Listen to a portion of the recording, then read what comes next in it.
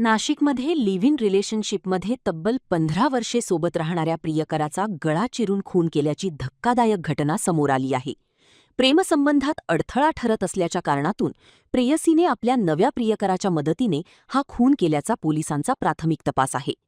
6 August रोजी पहाटे वसंत सातपुते हे घरी झोपलेले असताना हसीना शेख हिने नव्या प्रियकराच्या मदतीने त्यांचा गळा चिरून हत्या केल्याचे तपासात समोर आले आहे. हत्या केल्यानंतर पुरावा नष्ट करण्यासाठी मृतदेह तब्बल 18 तास घरातच ठेवण्यात आला. त्यानंतर 7 ऑगस्टच्या पहाटे मृतदेह नाशिक-मुंबई महामार्गावरील कसारा घाटात नेऊन फेकण्यात आला. वसंत सातपुते यांच्याशी संपर्क होत नसल्याने त्यांच्या नातेवाईकांनी पोलिसांत तक्रार दाखल केली.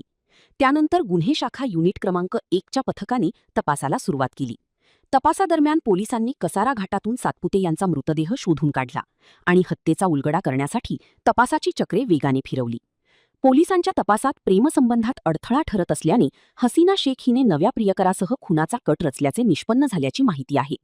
या प्रकरणी हसीना शेखसह साहिल शहा, मोईन शहा आणि आणखी एका संशयिताला पोलिसांनी ताब्यात घेतले आहे. या हत्येमागील नेमका कट, त्यातील संशयितांची भूमिका आणि इतर बाबींचा गुन्हे शाखेकडून पुढील तपास सुरू आहे. यामध्ये गुन्हा दाखल झाल्यानंतर गोपनीय बातमीदार आणि तांत्रिक विश्लेषणाच्या आधारे आपण 4 आरोपींनी हा कट रचून खून केल्याचे निष्पन्न झाले. त्यानंतर आरोपींना ताब्यात घेतल्यानंतर आरोपींनी निवेदन पंचनाम्यामध्ये सदरचे जे खून करून प्रेत टाकलेलं ठिकाण होतं आणि बॉडी रिकव्हरी ही आरोपींनी निवेदन पंचनाम्यामध्ये दिलेली आहे.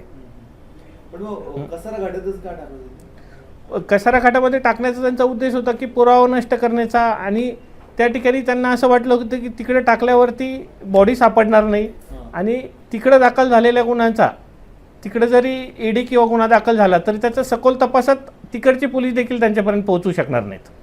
आणि सर खून कधी झाला आणि बॉडी कधी?